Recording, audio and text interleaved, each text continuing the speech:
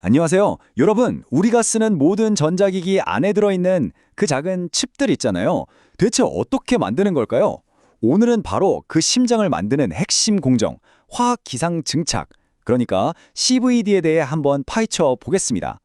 이게 말이죠. 원자를 하나씩 하나씩 쌓아서 칩을 만드는 정말 놀라운 기술이거든요. 자, 그럼 그 세계로 한번 들어가 볼까요? 자, 오늘 우리가 함께 떠날 여정은 이렇습니다. 먼저 CVD가 대체 뭔지 아주 쉬운 비유로 감을 잡아볼 거고요. 그 다음엔 실제로 방막이 어떻게 만들어지는지 그 비밀 레시피를 들여다볼 거예요. 그리고 CVD에도 여러 종류가 있거든요. 그 가족들을 좀 만나보고 이게 왜 우리한테 중요한지, 그리고 마지막으로 엔지니어들이 이 까다로운 공정을 어떻게 예술처럼 제어하는지 그 비법까지 알아보겠습니다. 좋습니다. 그럼 바로 본론으로 들어가 보죠. 이 방막 증착이라는 세계를 이해하려면 아주 간단하면서도 머리에 쏙 박히는 비유 하나로 시작하는 게 제일 좋아요. 방막을 입히는 기술, 크게 보면 딱 두 가지로 나눌 수 있어요. 하나는 PVD, 다른 하나는 CVD. 자, PVD는요, 스프레이 페인트 뿌리는 거 상상하시면 돼요. 목표물을 향해서 입자를 그냥 냅다 직선으로 쏴버리는 거죠. 근데 오늘 우리가 집중할 CVD는 완전히 달라요. 이건 마치 하늘에서 눈이 내리는 것 같아요. 기체 분자들이 눈송이처럼 내려와서 표면 구석구석을 전부 다 포근하게 감싸면서 쌓이는 방식이거든요. 자, 이 표를 보시면 그 차이가 확 와닿으실 거예요. PVD는 원리가 물리적 충돌이잖아요. 그냥 때려서 붙이는 거라 당연히 구석진고 틈새 같은 데는 그림자가 생겨서 잘 덮이질 않아요. 스프레이 페인트로 복잡한 조각상 칠하는 거랑 똑같죠. 근데 CVD는 화학 반응이잖아요. 표면 자체에서 막이 자라나는 거니까 아무리 복잡한 구조라도 그 틈새 하나하나까지 눈이 소복이 쌓이듯 균일하게 코팅이 되는 거예요.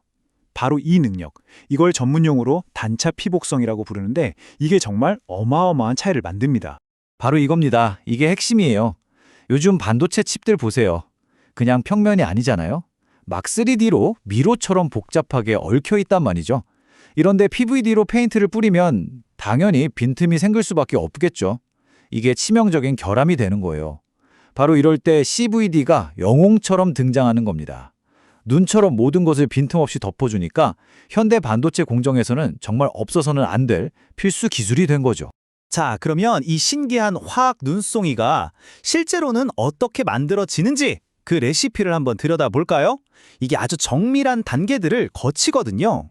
총 5단계로 이루어져요. 자, 따라와 보세요. 1단계, 재료가스가 챔버 안으로 슝 들어와서 웨이퍼 쪽으로 이동해요. 2단계, 가스 분자들이 웨이퍼 표면에 착 하고 달라붙습니다. 이걸 흡착이라고 하고요. 3단계, 바로 여기가 하이라이트. 열이나 플라즈마 같은 에너지를 받아서 화학 반응을 일으키면서 단단한 고체막으로 변신합니다. 방막이 탄생하는 순간이죠.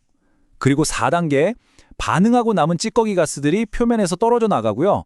마지막 5단계, 이 찌꺼기들을 밖으로 싹 뽑아내면 끝입니다. 근데 여기서 알아야 할 게 CVD라고 해서 다 똑같은 CVD가 아니에요. 이건 마치 하나의 가문 같은 겁니다. 계속해서 나타나는 문제들을 해결하기 위해 특히 이 열이라는 큰 숙제를 풀기 위해 끊임없이 진화해온 기술들의 모음이죠. 대표적인 세 형제를 소개해드릴게요. LPCVD, PECVD, 그리고 HDPECVD입니다.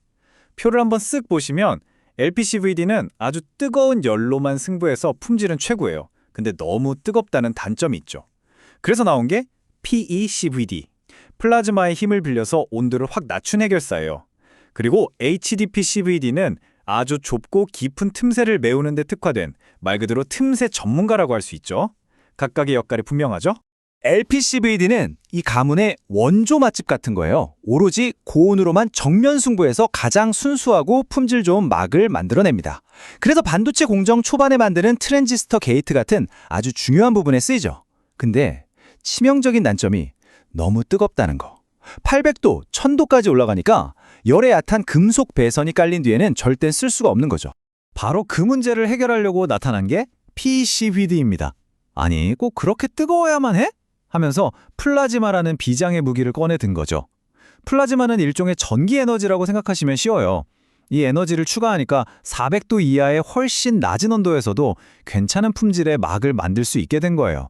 이건 정말 혁신이었죠. 덕분에 이미 깔려있는 금속 배선을 녹일 걱정 없이 그 위에도 막을 쌓을 수 있게 됐으니까요. 그리고 막내 HDPC PV는 틈새 메우기의 달인입니다. 얘는 좀 특이해요. 아주 강력한 고밀도 플라즈마를 써서 방막을 쌓는 동시에 깎아내는 일을 같이 하거든요. 쌓고 깎고 쌓고 깎고 이걸 반복하면서 아주 좁고 깊은 골짜기 같은 틈을 빈틈없이 완벽하게 채워 넣는 거죠. 정말 영리한 방식이죠. 자, 이렇게 각자 역할이 다른 CVD 기술들. 그럼 이게 다 어디에 쓰일까요? 바로 여러분 손에 들린 스마트폰, 모니터, 그 모든 전자기기 안에 이 기술들이 숨어 있습니다. 한번 그 속을 들여다볼까요? 많은 분들이 CVD라고 하면 흔히 절연막 만드는 기술 아니야? 이렇게 생각하시거든요. 전기가 안 통하게 막아주는 세라믹 같은 거요. 과연 그게 전부일까요? 한번 알아보죠.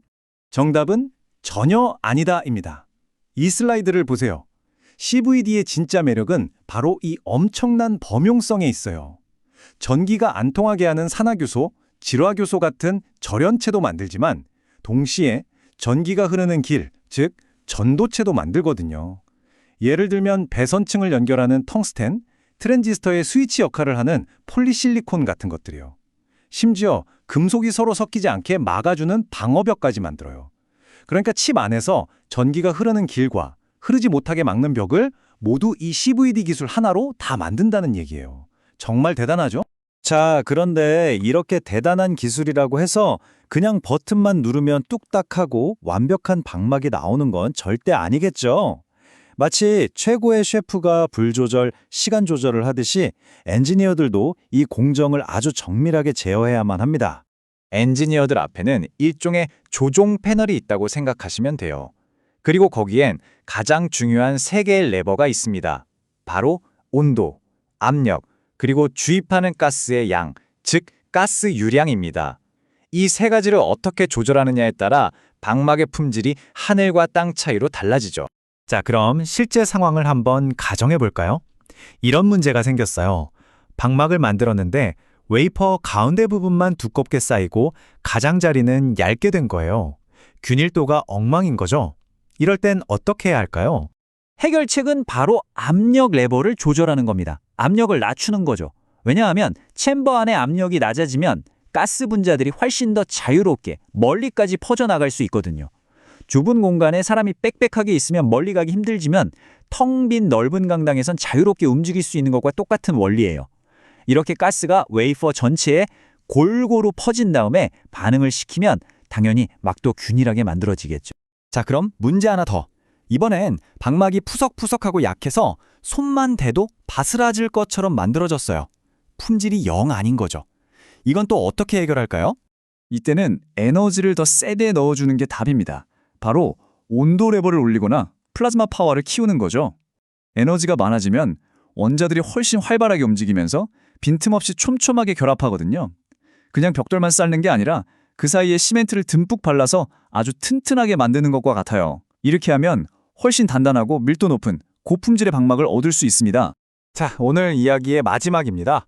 한번 상상해 보세요. 우리가 칩이라는 거대한 초고층 빌딩을 짓고 있어요. 그런데 그 건물의 기초, 벽, 심지어 전선까지 이 모든 걸 눈송이가 내려 쌓이게 하는 방식으로 만든다고요? 원자 하나하나를 제어해서 말이죠. 이 비유가 우리에게 말해주는 건 뭘까요? 바로 이 기술이 얼마나 경이로운 수준의 정밀함을 가지고 있는지 아닐까요? 이 질문을 여러분께 남겨드리면서 오늘 이야기를 마치겠습니다.